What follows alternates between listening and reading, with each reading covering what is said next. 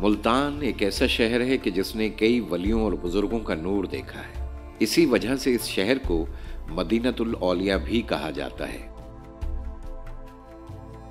इस ज़िम्न में हजरत बहाउद्दीन ज़करिया रहमतुल्लाह अलैह का नाम नुमाया है कि जिन्होंने मुल्तान में जिंदगी बसर की और एक अजीम सूफी बुजुर्ग होने के साथ साथ एक मजहबी, समाजी और माशी मुस्लिह का किरदार भी अदा किया।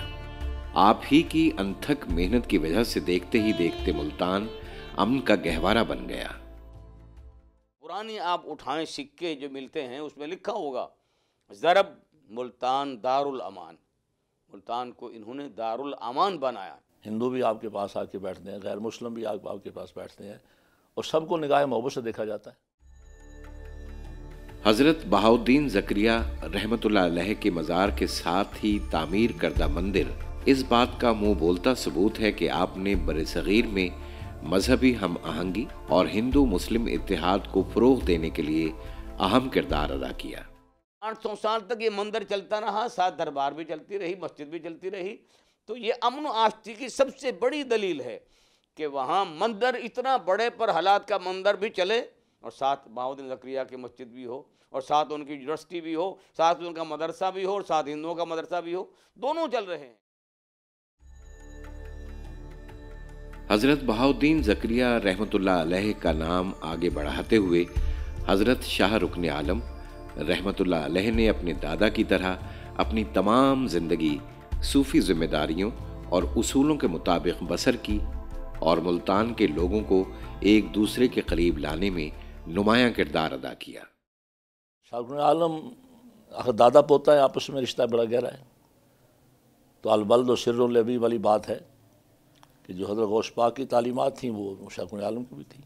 4 साल तक निज़ाम हुकूमत बज़ाहिर मोहम्मद तगलुक चला रहा था, हकीकत में शाह रुकन आलम चला रहे थे कि उसको कोई ऐसे कामों पे नहीं बढ़ने देते थे जो हद से तजावुज़ करने वाले काम थे। और उसमें बिला रंग व नस्ल, बिला मजहब, बिला इम्तियाज़ सबके लिए उन्होंने कारनामे सर अंजाम दिए हैं। मुल्तान की ये नहीं, सिर्फ पूरे हिंदुस्तान के खित्ते बर्रे सगीर की खिदमत की उन्होंने। मुल्तान के सूरज मियानी के इलाके में हजरत पीर सैयद सखी सुल्तान रहमतुल्लाह अलैह का मज़ार वाक़े है और यहाँ शिया और सुन्नी की तफरीक़ किए बिना मुसलमान अपनी अक़ीदत का इजहार करने आते हैं। यानी मुआशरे के मुख्तलिफ़ अनासिर को मुत्तहिद रखने की जो कोशिश हज़रत सखी सुल्तान रहमतुल्लाह अलैह की तरफ से कई 100 साल पहले की गई वो ताहाल कामयाब है। हज़रत पीर सैयद सखी सुल्तान अकबर जब यहाँ तशरीफ़ लाए तो हज़रत ने अमन का प्रचार किया, अमन की तलीमात दी।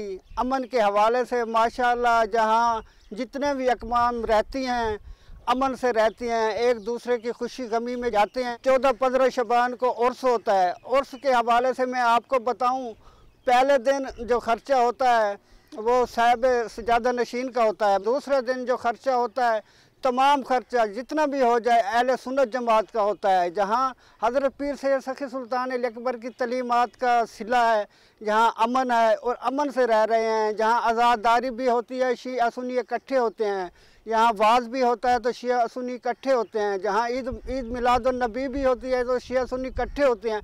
माशाअल्लाह इन बुज़ुर्ग के सदक़े, इस बुज़ुर्ग की नगरी में इन्हीं के सदक़े अमन कायम है और इंशाअल्लाह ताला अमन कायम रहेगा।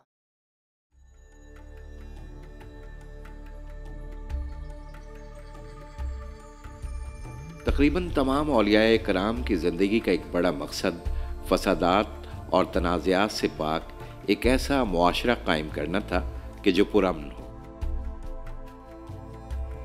आज भी मुल्तान में इन मज़ारात की ज़ियारत करने और इनके नूर से मुनव्वर होने हर मसलक और मज़हब के लोग आते हैं और यूं इतने बरस बाद भी ये हस्तियां दुनिया को अमन और इत्तेहाद का सबक देने का बाइस है।